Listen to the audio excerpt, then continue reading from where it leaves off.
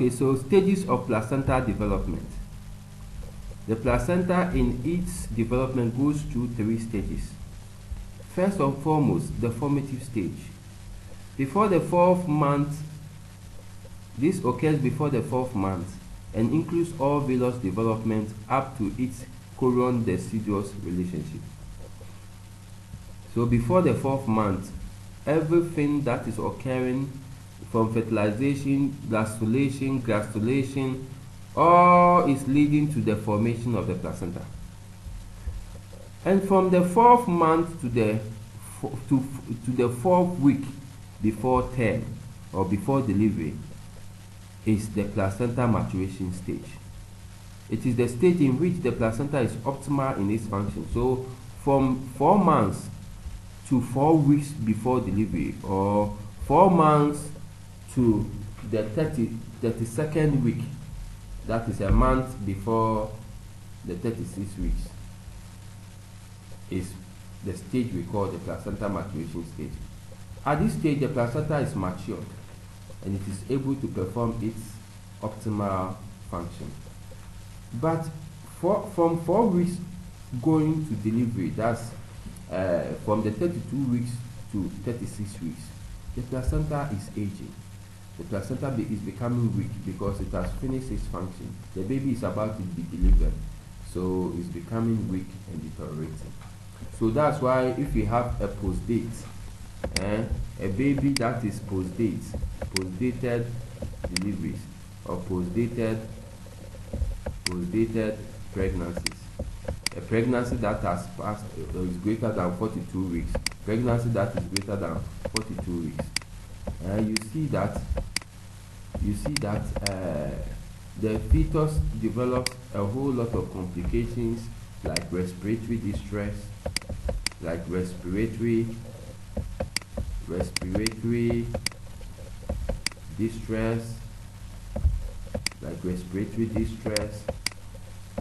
The fetus develops a whole lot of complications, respiratory distress, microsomia becoming very big or becoming very small, a whole lot of issues, just because the placenta has aged. When the placenta ages, it becomes calcified. It becomes calcified. When you look at it on ultrasound or you do histopathology of the placenta, you realize that the placenta has calcified. It is aged. Some of them form fibrinoid necrosis. They form fibrin. You know, when your skin or your blood vessel is bleeding, fibrin clots have to be formed so that the bleeding will stop. So you see that the placenta is a highly vascularized organ. So when it's becoming very old, we have the fibrinoid clots or fibrinoid necrosis. Necrosis is what? Death of a cell, an unprogrammed cell death, necrosis.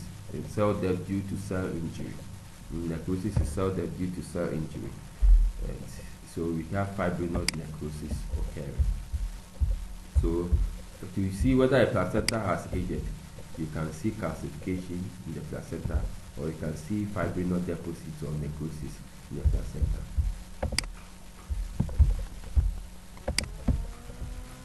So the placenta begins to form in the 2nd week of development and evolves until the 3rd or 4th month, when it is fully formed and differentiated, and it undergoes changes until the time of delivery. Implantation is the first stage of placenta development. When the trophoblast erodes, we all know implantation, so I will not go there. The decidual basalis is the portion located adjacent to the product of conception and above a space in contact with the blastocyst. Okay, so the mother side of the placenta is called the decidual basalis. That's the mother side of the placenta. The decidual capsularis and the decidual parentalis, they are portions of the fetal side. So we have the trophoblast. We all know these ones already. Okay, so let's see. This is an overview of the fetal circulation. I have already explained secondary villi, tertiary villi. Okay, so let's see how secondary villi, tertiary villi, primary villi is formed. I've explained already. So go through.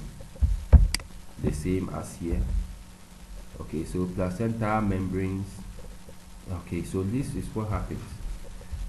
You can see that when the fetus is aging, that's before 20 weeks of gestation, or by not more than 20 weeks of gestation or less than 20 weeks of gestation, you can see when you look inside the placenta, you can see the syncytiotrophoblasts, then the cytotrophoblast, then you can also see the mesoderm. You can see the extraembryonic mesoderm. Then you can see blood vessels inside. So the blood vessels do not come directly into contact with the syncytiotrophoblasts or the cytotrophoblast, because the cytotrophoblast and the extraembryonic mesoderm do not allow the blood vessels to have close proximity or contact with the syncytiotrophoblasts, because the syncytiotrophoblasts is the portion of the placenta which is used for exchange of materials like gases, oxygen, carbon dioxide, waste products, immunoglobulin or antibodies, and the rest. So if the blood vessels come to contact the cytotrophoblast, there will be exchange of chemicals between the circulation or the blood to the cytotrophoblast, which will go to the fetus, or exchange between the mother and the fetus. Yes, so this is how it looks like before 20 weeks of gestation. But beyond 20 weeks of gestation, because the developing fetus now is becoming an advanced pregnancy, it's becoming a grown up, so it needs more blood, it needs more nutrient supply. So you see that at this stage, before 20 weeks of gestation, you see the mother finds it difficult to even eat. But after 20 weeks of gestation, the mother eats well, because the baby or the fetus has a lot of demands. It has a lot of nutrient demands, oxygen demands, immunoglobulin demands, a whole lot, minerals, and a whole lot of demands. So the blood vessels have to come or be opposed or come to close proximity with the syncytiotrophoblasts, so that there will be effective exchange of materials. So I've shown you this diagram already. I've explained this one also. So let's look at the structure of the placenta. So I've explained the decidual versalis, the decidual plate. I've explained all this. Okay. So I've also explained placental circulation. That the placenta has one umbilical vein and two umbilical arteries. So the umbilical arteries are two, and the umbilical arteries carry deoxygenated blood. Umbilical vein carries oxygenated blood from the mother to the fetus, while the two umbilical arteries carry deoxygenated blood from the fetus to the mother for gaseous exchange. So we can also see the decidual septa maternal blood circulation, and the maternal blood circulation moves from let's say the maternal blood circulation moves from the mother's side, passes through the umbilical vein to the fetus, while the umbilical artery carries the waste products of the fetus, including deoxygenated blood, to the maternal side of the placenta. So more images of the placenta villi. So for us to see whether a placenta is matured, there should be what? Fibrinoid substances or necrosis.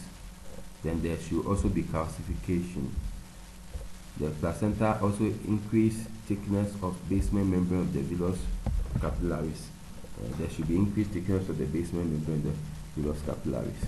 So like I said, for a placenta to be matured, it has to be calcified. We can look at this one under in histopathology, examination, or using ultrasound. We can see whether the placenta is too old, or whether there are deep fibrinoid deposits or necrosis, or fibrinoid substances deposited in the placenta.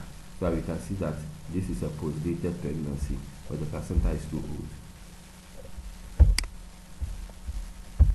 Okay, so these are the functions of the placenta. The placenta produces oxygen, causes exchange of oxygen and carbon dioxide between the mother and the fetus. The placenta leads to exchange of nutritional elements and electrolytes like amino acids, lipids, carbohydrates, vitamins, potassium, sodium, chloride between the mother and the fetus. The mother also transfers her immunity to the fetus by producing immunoglobulins, that is immunoglobulin gene or antibody gene that enters the placenta and goes to the fetus to protect the fetus in the first 14 weeks, that's the first 3 months of pregnancy, from first 3 months after delivery, from measles, diphtheria, or smallpox, or the childhood killer diseases. So the this Ig gene goes to confer passive immunity to the newborn baby who is up to 14 weeks, or who is not up to 14 weeks, or who is lesser than 14 weeks. But after 14 weeks, you realize that, or after 3 months, you realize that the baby will now start getting its own immune system competent or active, efficient or effective. But below 14 weeks or below the 3 months, the baby's immune system is not fully matured or developed. So it depends on the mother's immune system for survival. But after 3 months, the baby becomes matured. It can even eat any sort of food. So it will now depend on its own immune system to fight or combat diseases. Production of hormones such as progesterone. So the placenta produces progesterone, estrogen, human chorionic gonadotropin, placenta lactogen, chorionic thyrotropin, and chorionic corticotropin. These are hormones produced by the placenta. There are a whole lot more of such hormones. So this is an image after delivery. You know, when you deliver the baby, then you have to clamp the placenta so that the baby, when you clamp the placenta, and the baby comes out, the baby starts crying, the nose and the ears and the eyes, everything will now open. Then when it's open like that, you see that, and the baby starts crying, then there will be first fetal circulation. There will be first circulation, meaning that there will be I've forgotten the name of this, but foramen ovale and all those things. The chambers of the heart will be opened. All the chambers of the heart will be opened. The septum that is dividing the right atrium from the left atrium will be formed, and the ventricular septum will also be formed, so that there will not be any foramen ovale or hole in the heart. So you realize that when you move the placenta, you tie it up, you clamp it or clip it, then you give it to the mother, and some of the mothers use it for a whole lot of things. The placenta has a lot of things. It has medicine, it has nutrients, so in other countries, when they deliver like that, they will pound the placenta and use it to prepare fufu. Others will also use it, they will mix it with concoction, or they will pound it, mix it, and drink it. But that's up to them. You are eating human being or human part. Because they believe that the placenta is nourished. That's a whole lot of things. Antibodies, cytokines, a whole lot of things to protect the baby. So they believe when they eat it, it will give them vitality, it will heal sicknesses and the rest. But that is their belief. So the placenta is very powerful. Some even go and bury it, which is not a good thing. Some of these things you have to give it out for research. Placenta is so powerful. So a whole lot of things. When I was doing my PhD research, I started the work. Most of the time, if you want placenta, some of the families or some of the husbands will not give you the placenta because it is very sacred to them. It is very, very sacred. They see it as a sacred thing, something that is not easy to give out. It's like a life of the baby. So that is placenta for you. So abnormal placenta development. So if the placenta covers, this is the cervix. So if the placenta covers the cervix, then we have what we call placenta previa. Placenta previa. Placenta covering the cervix is what we call placenta previa. So when the placenta covers the cervical os, or the opening of the cervix, we call it placenta previa. Placenta previa. I've spelled the previa already. Okay, so we are seeing a previa here, another previa here. Okay, so this is an abnormal implantation site. The placenta implants at the cervix. So with this one, quickly you have to notify by ultrasound when you do and you see that there is a previa. Then you will not even let the woman get to 36 weeks before you deliver her. By 34 weeks, 33, 34 weeks, 35, 30, before it gets to 36, just they will conduct cesarean or elective surgery to move the baby by cesarean section. Because if you allow this baby or fetus to come out as a baby, this placenta will block this, it will wrap around the head of the baby and it cannot breathe. It will suffocate the baby to death. So we don't allow it. It's supposed to be at the posterior wall or the anterior wall, but not at the cervical os. So we have placenta perquita, placenta accreta. When the placenta attaches, placenta accreta is when the placenta adheres to the myometrium. It's not supposed to adhere to the myometrium. All placentas are supposed to be, or the placenta is supposed to be on the endometrium. It's supposed to be on the endometrium, not in the myometrium. And placenta increta is when the placenta penetrates the myometrium. And placenta perquita is when the placenta crosses, this is even very serious, crosses the myometrium. The myometrium, you know, we have endometrium, we have myometrium, and we have the serosa or perimetrium. These are the layers of the uterus or the womb. So if it crosses, and the myometrium is where that's a muscular layer of the uterus, of the womb or the uterus. So when the placenta is located inside the muscular layer, then the baby cannot get the desidualization from the functional layer or glandular secretion, blood, and those things. So the baby will be deprived of all those things. So it's not good. Let's look at placenta abnormalities also. We have the placenta is supposed to be of a normal size, but if you have one placenta which has divided into another one, this is abnormality. This is also an abnormality. So for placentas, this is a normal placenta, but these ones are abnormal. So for placenta, for you to know that the placenta is of normal shape or size or weight, the midwives, when they deliver the child, what they do is to assess the placenta. They weigh the placenta to see the weight of the placenta, the morphological presentation of the placenta, to see whether there is any abnormality in that placenta, or whether the placenta is too light, because this is what nourishes the baby.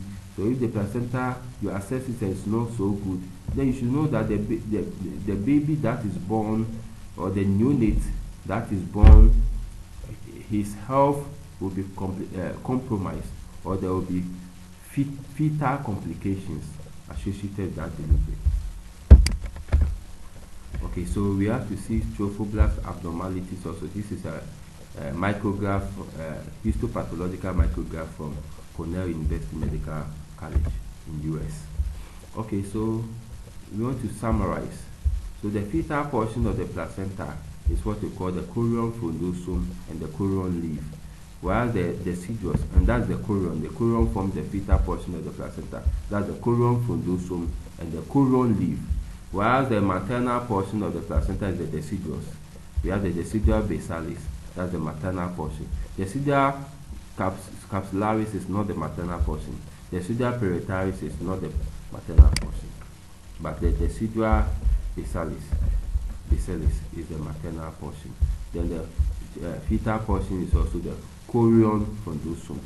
So the chorion fundosum is the fetal portion, not the chorion leaf, but the chorion fundosum is the fetal portion of the placenta, and the maternal portion is the decidual basalis, is the maternal portion.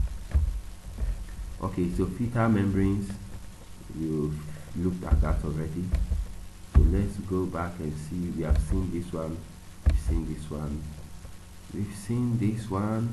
So with the chorion fundosum, that's the fetal portion of the placenta, and the decidual basalis.